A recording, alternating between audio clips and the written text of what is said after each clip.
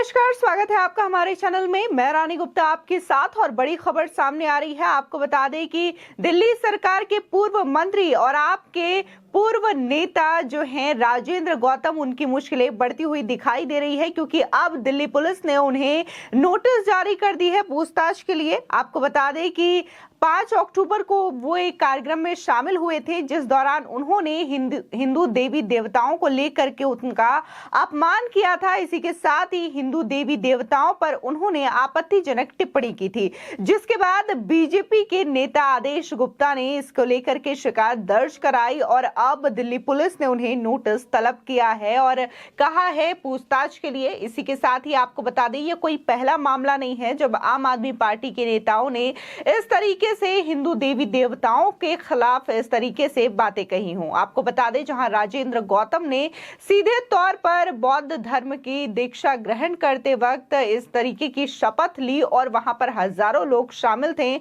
जिसके बाद ये कार्रवाई उन पर हुई है। इसी के साथ ही आपको याद होगा कि अरविंद केजरीवाल ने भी सर्जिकल स्ट्राइक के दौरान, एयर स्ट्राइक के दौरान भारतीय सेनाओं के शौर्य और उनके साहस पर सवाल उठाए थे और कहा था कि कैसे इंडियन आर्मी जो है वो पाकिस्तान के बॉर्डर के अंदर जाकर के वहां पर घुसपैठियों को मार करके वापस आ जाती है, इसके सबूत दिखाओ। इसी के साथ ही उन्होंने ये भी कहा था कि हिंदू आतंकवादी होता है। मालेगांव में जो भी बम ब्लास्ट हुए हैं उसमें कहीं ना कहीं हिंदू आतंकवादी शामिल थे। इसी के साथ ही अरविंद केजरीवाल ने ही बाटला एनकाउंटर को फेक बताया है। आपको बता दें कि अभी हाल ही में देखने को मिला था कि कैसे गुजरात के प्रदेश अध्यक्ष गोपाल इटालिया ने भी पीएम नरेंद्र मोदी को लेकर के आपत्तिजनक शब्दों का इस्तेमाल किया था और ये सीधे तौर पर दिखाता है कि आम आदमी पार्टी के जो नेता हैं वो कभी सेना को इस तरीके से कोसते हुए नजर आते हैं, उनके खिलाफ बोलते हुए नजर आते हैं, कभी हिंदू देवी देवताओं पर टिप्पणी करते हैं तो कभी देश के संवैधानिक पद को लेकर के टिप्पणी करते हुए नजर आते हैं। आपको बता दें दरअसल एक वीडियो वायरल हो रहा है अरविंद केजरीवाल का, जिसको कि बीजेपी नेता परवेज सिंह ने भी शेयर किया है। इसी के साथ ही तेजिंदर पाल सिंह बग्गा ने भी शेयर किया है और उन्होंने लिखा कि बाटला एनकाउंटर फेक है, मालेगांव ब्लास्ट में हिंदू संगठन शामिल है।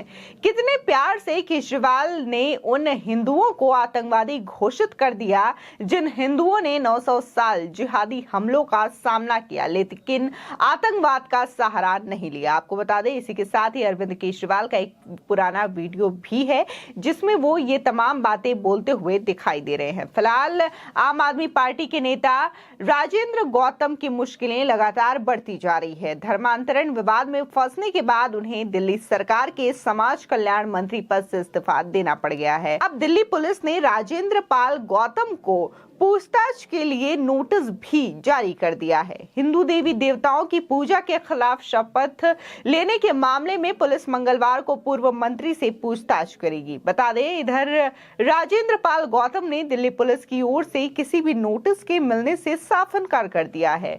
गौतम ने कहा कि मुझे अभी तक कोई नोटिस नहीं मिला है। शपथ विवाद मामले की पूछताछ के लिए दिल्ली पुलिस के कुछ अधिकारी शाम को करीब 4 बजे मेरे घर आए थे। मैंने उन्हें पूरी जानकारी दे दी है। आगे की पूछताछ या किसी नोटिस के मामले में मैं सहयोग जरूर करूंगा। आपको बता दें दरअसल विजयदशमी के दिन दिल्ली के करोल बाग में आयोजित बौद्ध महासभा कार्यक्रम में राजेंद्र पाल गौतम पर हिंदू देवी देवताओं के अपमान का आरोप है। मंत्री की मौजूदगी में हजारों लोगों को रामकृष्ण समेत विभिन्न हिंदू देवी देवताओं को भगवान न मानने और कभी उनकी पूजा न करने के शपथ लेने का वीडियो सामने आया है। इसका विरोध करते हुए बीजेपी ने कहा कि ये बौद्ध और हिंदू धर्म मानने वालों को लड़वाने की कोशिश की जा रही है। बीजेपी ने राजेंद्र गौतम से हिंदू समाज से माफी मांगने की भी मांग की है। आपको बता दें कि शुक्रवार को बीजेपी के प्रदेश अध्यक्ष आदेश गुप्ता ने दिल्ली के पूर्व कैबिनेट मंत्री द्वारा देवी देवताओं को अपमानित करने को लेकर नई दिल्ली के डीसीपी को एक शिकायत दर्ज की थी, जिसे पुलिस मुख्यालय भेजा गया था। इस पर कानूनी राय लेने के बाद दिल्ली के पूर्व मंत्री राजेंद्र पाल गौतम को नोटिस जारी कर दिया गया है। आपको बता दें कि राजेंद्र पाल गौतम जो हैं वो करोल बाग में उपस्थित थे। वहां पर धम्म चक्र परिवर्तन दिन कार्यक्रम का आयोजन किया गया था। इसमें लोगों ने बौद्ध धर्म की दीक्षा तो ली ही, लेकिन इस बात की भी शपथ ली कि वे हिंदू देवी देवताओं की पूजा नहीं करेंगे और न ही उन्हें ईश्वर मानेंगे। इसको लेकर बीजेपी ने आम आदमी को जमकर घेरा है। बता दें कि बीजेपी ने दिल्ली सरकार के मंत्री पर आरोप लगाया कि उन्होंने लोगों को ब्रह्मा, विष्णु, महेश, राम और कृष्ण को ईश्वर ना मानने और इनकी कभी पूजा नहीं करने की शपथ दिलाई है। बीजेपी नेताओं ने इसका वीडियो भी जारी किया है, जिसमें बड़ी संख्या में लोग हिंदू देवी देवताओं को ईश्वर न मानने और उनकी पूजा न करने की शपथ लेते हुए दिखाई दे रहे हैं। फिलहाल जिस तरीके से इस मामले में आम आदमी पार्टी जम करके घिरी हुई दिखाई दे रही है, तो इससे साफ तौर पर जाहिर है कि किस तरीके से उनका जो सोच है वो हिंदुत्व के खिलाफ रहा है। चाहे हिंदुओं को आतंकवादी बताना हो या फिर देश के संवैधानिक पद पर आसीन प्रधानमंत्री मोदी को लेकर के आपत्तिजनक टिप्पणी करना हो। आपको बता दें, जहां गोपाल इटालिया ने यह आपत्तिजनक टिप्पणी की है तो उनके बचाव में तमाम जो आपके मिनिस्टर्स हैं वो उतर आए हैं। बाकायदा संजय सिंह, जो कि आपके नेता हैं, वरिष्ठ नेता माने जाते हैं, उन्होंने प्रेस कॉन्फ्रेंस करके सीधे तौर पर गोपाल इटालिया का बचाव भी किया है। इसके बावजूद उन पर कोई कार्रवाई नहीं की जा रही है। आपको बता दें, ये वीडियो काफी ज्यादा वायरल हो रहा है, जिसमें देखा जा सकता है कि गोपाल इटालिया जो हैं वो सीधे तौर पर प्रधानमंत्री मोदी को लेकर के अपशब्द कहते हुए नजर आ रहे हैं। इसी के साथ ही जहां पहले अरविंद केजरीवाल ने तमाम तरीके के सवाल उठाए हैं, चाहे फिर वो मालेगांव बम ब्लास्ट को लेकर हो, जिसमें उन्होंने हिंदुओं को आतंकवादी घोषित किया। इसी के साथ ही बाटला हाउस एनकाउंटर को लेकर भी उन्होंने फेक कहा और इसी के साथ ही जो सर्जिकल स्ट्राइक हुआ था उस पर भी अरविंद केजरीवाल ने सवाल उठाए थे। तो ये तमाम तरीके के जो आरोप बार बार लगाए जाते हैं हिंदू समाज पर, और जिस तरीके से आम आदमी पार्टी के पूर्व मंत्री रह चुके राजेंद्र गौतम का ये वीडियो सामने आया है, तो इसमें ये साफ तौर पर देखा जा सकता है कि आम आदमी पार्टी हमेशा से ही हिंदू विरोधी ही जो रूप है वही दिखाई दिया है। इसी के साथ ही लोगों का कहना है कि एक बार फिर से दिवाली में जो पटाखे बैन करने का फैसला दिल्ली के अंदर लिया गया है, तो भी लोग जम करके ट्रोल करते हुए नजर आ रहे हैं और अरविंद केजरीवाल को लेकर के सवाल कर रहे हैं और कह रहे हैं कि हमेशा हिंदू त्योहारों को ही टारगेट क्यों किया जाता है। जब न्यू ईयर पे पटाखे फोड़े जाते हैं या फिर किसी सेलिब्रेशन में पटाखे फोड़े जाते हैं, शादियों में पटाखे फोड़े जाते हैं, तब एयर पॉल्यूशन क्यों नहीं होता? दिवाली में ही पटाखे फोड़े जाते हैं तभी एयर पॉल्यूशन की शिकायतें क्यों आती है और क्यों इसको बैन करने की मांग उठाई जाती है? तो बता दें, तमाम तरीके की जो शिकायत है वो राजेंद्र गौतम को लेकर के लगाई जा रही थी। बाकायदा इसका वीडियो भी सामने आया था, जिसमें इस तरीके से आम आदमी पार्टी के जो नेता हैं उनके इस तरीके से जो कारनामे हैं वो सामने आ रहे हैं। तो इसको लेकर के कहीं ना कहीं जनता जो है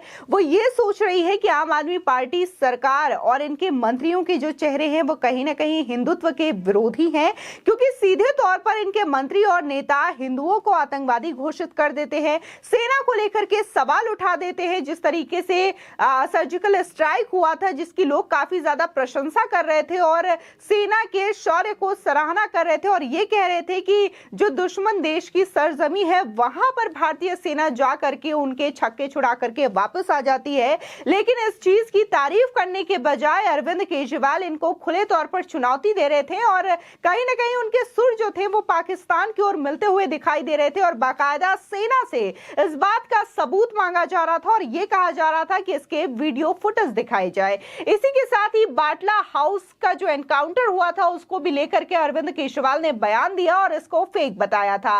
अब जिस तरीके से वहां पर देखने को मिला कि कैसे विजयदशमी के अवसर पर हजारों की संख्या में लोग मौजूद थे, वहां पर बौद्ध धर्म की दीक्षा लेते हुए उनके मंत्री ने हिंदू देवी देवताओं को टारगेट कर दिया और उनके खिलाफ आपत्तिजनक शब्दों का प्रयोग किया। इसी के साथ ही कहा कि उनकी वो पूजा नहीं करेंगे, उन्हें वो ईश्वर नहीं मानेंगे। तो सवाल ये उठता है कि अगर इसी तरीके से जो आम आदमी पार्टी के नेताओं का रुख रहा तो क्या जनता इनका समर्थन करेगी या नहीं करेगी? फिलहाल आपकी इस खबर पर क्या राय है हमारे कमेंट सेक्शन में जरूर बताएं। आगे की और भी अपडेट के लिए चैनल को सब्सक्राइब करना ना भूलें।